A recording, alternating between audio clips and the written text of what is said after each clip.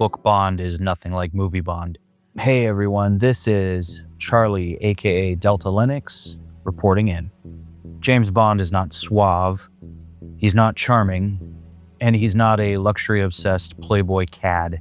That version of Bond, the one most people picture, was invented after the books were written. The James Bond written by Commander Ian Fleming is colder, more procedural, and frankly, less comfortable to admire.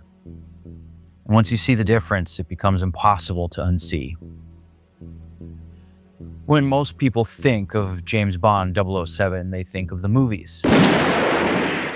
They think of gadgets, perfect tailoring, effortless one-liners, a man who walks into danger already knowing he'll win. They think of martinis, fast cars, and women who fall in love at the sight of him. Sure, the movies are fun. I admire them. I like them. And they've been going for a long time. That's unique in filmmaking. That Bond is cinematic fantasy, nothing more. He exists to be watched. But Fleming's Bond was never meant to be admired that way. Let's start with the first shock. Commander James Bond, 007, is a government employee. If you read the books, James Bond is a totally normal, ordinary dude who works for a government agency. Sometimes he has to kill people, but more often than not, he just has to be competent at his job, tracking someone, following a lead, private detective work, police work. It's more akin to the detective story, really, than some high-flying, swashbuckling adventure. He fills out paperwork, he receives orders, he submits expense reports, and he gets reprimanded by his superiors. Quite a bit, actually. Bond doesn't chase adventure.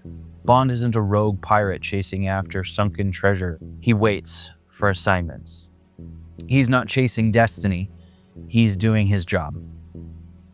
Here's the second truth. Everything Bond uses is expendable. 007, literary 007, is punk rock before punk rock. It's not about the glamour. It's not about the fantasy. He's an ordinary guy, a dull, uninteresting, but intensely capable individual. This is necessity. His guns, his clothes, his watches, and sometimes even the people around him. He doesn't have the luxury of holding on to anything. Nothing is guaranteed for 007. Bond doesn't collect things. He doesn't cherish them. If you remember Bond's wristwatch, for example, something's already gone wrong. He's supposed to blend in, not stand out. In the books, equipment is just that. Equipment. It's useful only until it isn't. And then it's brushed away. And the third truth is the one most people avoid. Bond is frequently uncomfortable. You see, I think this so-called hero of mine, has a good time. He beats the villain, and in the end, he gets the girl, and he serves his government well. Well, in the process of that, he's got to suffer something in return for all this success. And, I mean, what do you do? Dock him something on his income tax? He's injured, slightly hungover, cold, bored, lonely. Commander Fleming spends a surprising amount of time describing Bond being tired, irritated, and physically miserable. This isn't a superhero. This is a blunt instrument wielded by a government department. This is a man enduring a profession. So, why did the films transform him? Well, out of necessity. Look at the times that they came out in. The world was very gray. Even though we had just won World War II, people's ordinary lives were dull and boring and hard. And here came along a hero, a cinematic hero, very bright and colorful and resilient, positive. He was a sure victory. He's the post office. He always delivers. So why did the films transform him? Because cinema lives on glamour.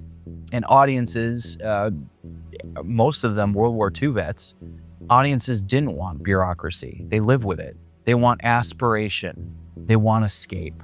The films didn't misunderstand James Bond. They repurposed him. They turned a civil servant into a symbol, a hard-working man into a fantasy. And it worked spectacularly. But something was lost in the process. Why this matters now. The more we dig into history, we find that the situations that Commander Bond finds himself in aren't as outlandish as we would once think they were. Look at some of the secret Nazi bases that we found at the end of World War II. Now that the Iron Curtain's gone down, we can actually go to these disused Soviet military bases, and they look like freaking Bond villain layers. Commander James Bond's world, it's a lot more grounded than anybody really wants to admit. And we have rich, powerful people who might be a little wonky, doing crazy stuff with their money. It's very eccentric. It's very strange. These aren't too far away from the type of nutty people that 007 has to go toe-to-toe with on his assignments.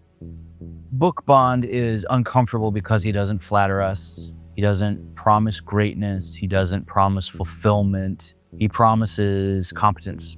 He shows a man who clocks in, does what absolutely has to be done. He'll go beyond the limit. He absorbs the damage. He recovers and moves on every single time.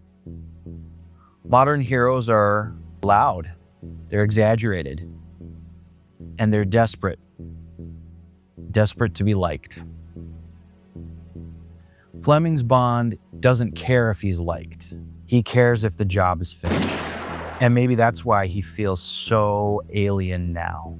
My leading character, James Bond, I never intended to be a hero. I intended him to be a sort of blunt instrument wielded by a government department who would get into bizarre and fantastic situations and more or less shoot his way out of them.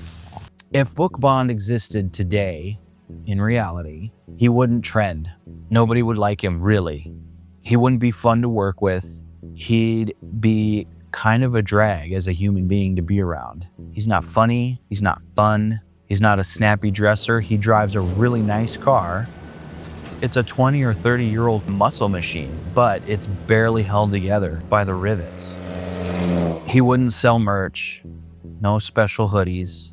He wouldn't go viral. He would clock in, complete his assignment, whatever it was, file the report, and disappear. And maybe that's exactly why the original James Bond still matters. That's what this channel's about. It's about truth and fiction. Veritas and Fictione. This is Delta Lennox, signing off.